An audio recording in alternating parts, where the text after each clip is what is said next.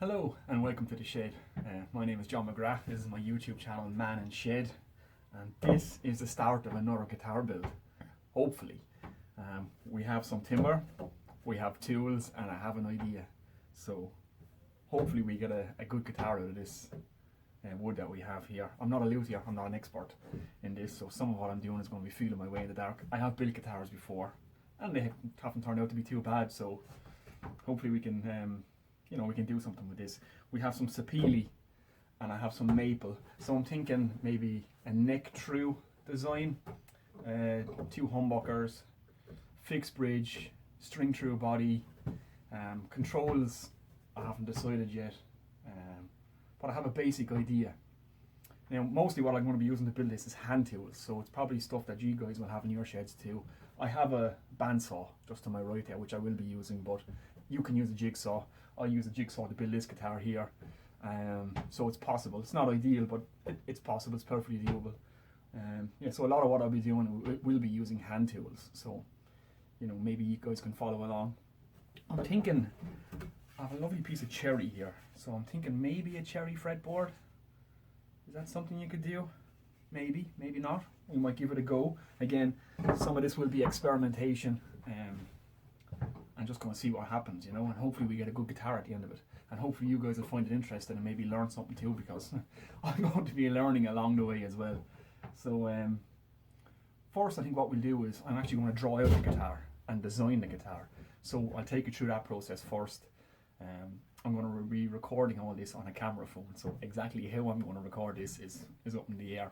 Maybe we get some good footage, maybe we don't. So we'll see. So yeah, let me get the shot set up, let me get my workbench set up, and we'll start to draw out this guitar and get some idea of where we're going to go. Right, hopefully I have you guys set up in a place where you can actually see what I'm doing here. It's a little hard to get this shot, but you should be able to see enough, and I'll try and work you through what I'm doing. First off, what we want to start with is a center line. Everything about building a guitar is based off our center line. So that's the very first thing we're going to get in here. I'm going to do that in a red marker. I'm drawing this on a piece of 12mm MDF. It might be a little bit thick, maybe 9mm might be better. But everything I draw out here then I can use for my templates. So let's start. We'll get our center line in. And like I say, everything about a guitar is built off this. So we want to maintain this throughout the entire build, because it lines up our bridge, our pickups, our neck, our nut, everything. And if that's off, then the guitar won't work basically.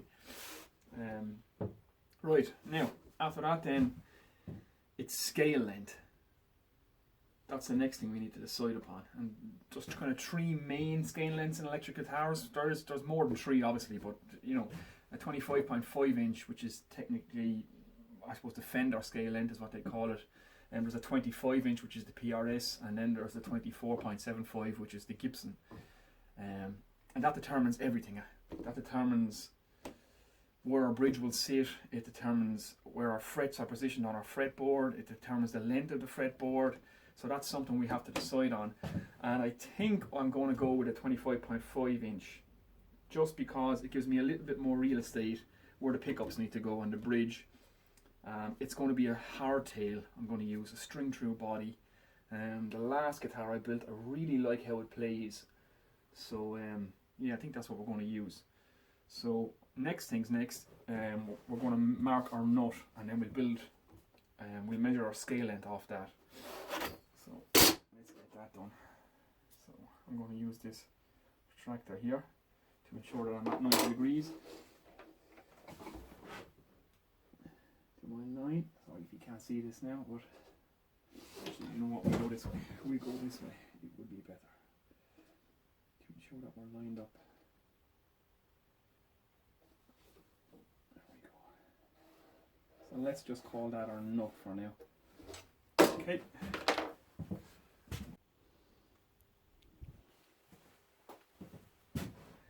Okay, so we have our nut.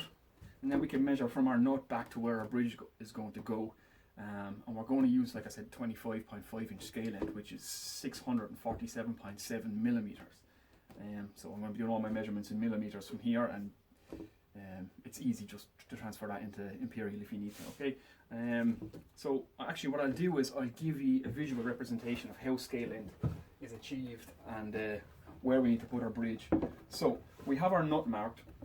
So the fenders, well, the 25.5 inch scale length, how you derive your scale length first of all is you measure from your nut to your 12th fret and then you double that to your bridge. So that's a total of 25.5 inches, or like I say, 647 millimeters. Now where we put our bridge is important. So that measurement, that 25.5 inches, is going to be the center point of our saddles. And that's the center point of where the saddles can move. So our saddles can be, they have an adjustment forward and backward so we can set the intonation of the guitar. So we want to make sure that our bridge is positioned in the center of that movement, if you get what I'm saying. So if we measure how far back our saddles can move and how far forward they can go, we want to place our saddle or our bridge in the center of that point, which gives us maximum adjustment front and back, so we can intonate the guitar correctly. So hopefully that makes sense. So in other words, all our open strings will be in tune, and then when we get down to our 12th fret or octave higher, all the notes are in tune also. So yeah, that's kind of a visual representation of that. Right, so let's get our bridge in then. So we want to be 647.7 from our nut. 647. Now, what's 0.7? If you can even see a 0.7. 647, which puts us right there. I'm not sure how long this video is going to be, but I'll try and keep it as concise as I can.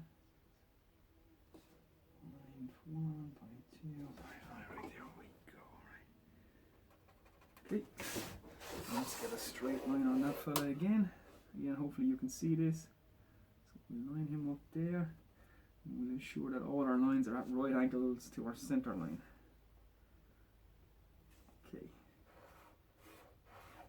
Right. So that is where our bridge, or at least our bridge will be positioned, the center of our saddle movement, say. So our bridge will sit somewhere about here. Okay, but there's our 2 points. There's our full scale length. So that's like 647 or 25.5 inches. Now, that will then allow us to position our pickups and determine the length of our neck. So, where will our last fret be? That's another thing we have to decide. How many frets are we going to put on this guitar?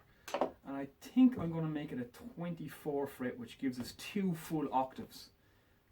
Which will lengthen our fretboard that bit and kind of will compress where we can put our humbuckers.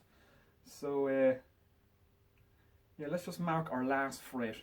And normally I want to be 10 mil, finish our fretboard 10 mil past our last fret. And how we get that, there's actually an equation for how you find out where all your fret positions are, but luckily you can look this up online, you can work it out yourselves if you want, but hey, there's loads of fret calculators. If you go to StewMac and you just type in what scale length you want to use and how many frets you want to use, and it will give you the exact measurements of exactly where everything is to go. So you needn't worry about the equation. Just go on to any of the fret calculator things you can Google online, and then that'll give you everything you need. So let me just get that for a second.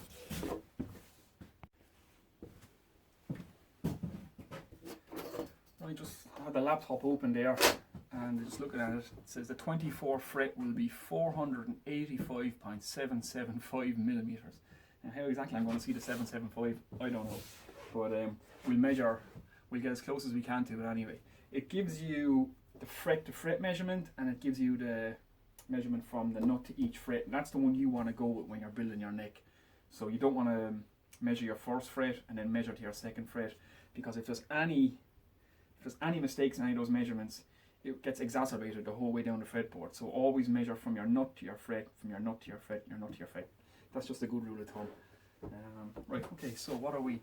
We're 485.775 to our last fret, if we're going to go with 24. So we'll just measure this out and see how our humbuckers actually fit in here. It could get kind of tight.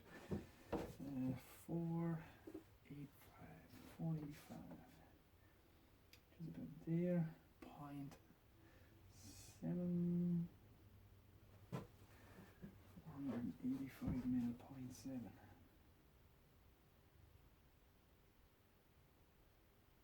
Okay, so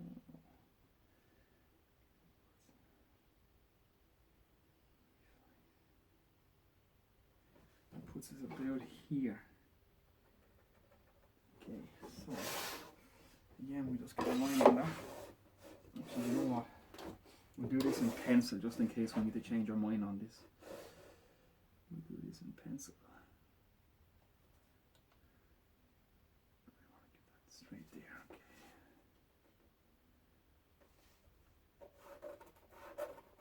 Like I say, hopefully you can see this. Okay, so if we take that to be our last fret, and we come 10 mil past that into the end of our fretboard. Doesn't have to be 10 mil, it could be 5 mil I suppose, but we just call it 10 for now, which gives us a little bit of wiggle room if we need it. Okay, so let's call that the end of our fretboard then.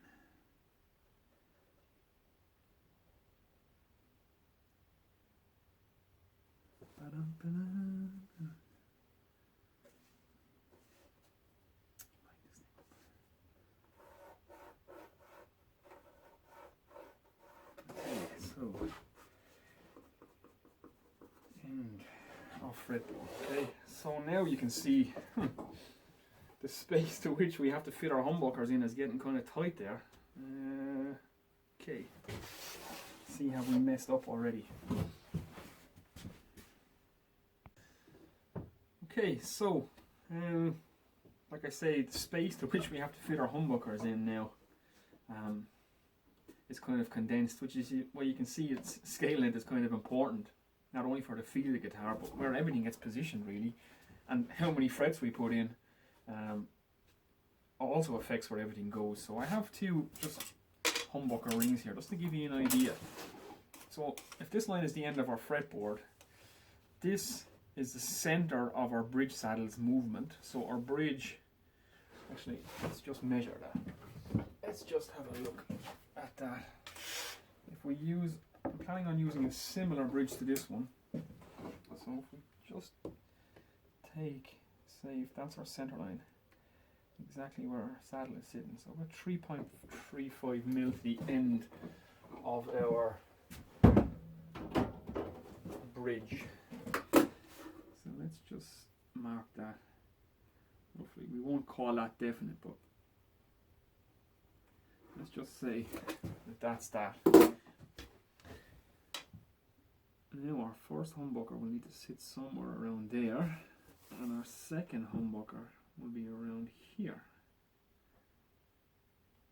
Okay, so it puts our humbuckers kind of close together, which is kind of what you see on a PRS or guitars like that anyway. And they're a little bit more spread out, I think, on a Les Paul, but again, you only have 22 frets on it. Well, yeah, you have 22 frets on a Les Paul, but you've also got a shorter scale length, so it doesn't actually look too bad. I think we might go with that. So we keep our humbucker or our neck position as tight as possible to the fretboard. Like I say, I want to stop my fretboard about 10 mil past my last fret. Okay, so, and again, our humbuckers are going to be very tight to our bridge. And the closer you keep the pickup to the bridge, the brighter it's going to sound. So, are we happy with that? Are we happy with that? I think so. I want to do 24 frets, I think. I mean, we could knock it back to 22 frets, and that would allow us to move everything a little bit more this way. Decisions. This is, I suppose, half the fun of the design process, and you guys get to see me fall down many pits, so maybe you guys don't have to, as I work my way through this build. Hopefully I can keep it interesting for you. But yeah, you can see what's involved now in designing a guitar, and how everything flows on from your measurements and its positions. And so we're going to think about this.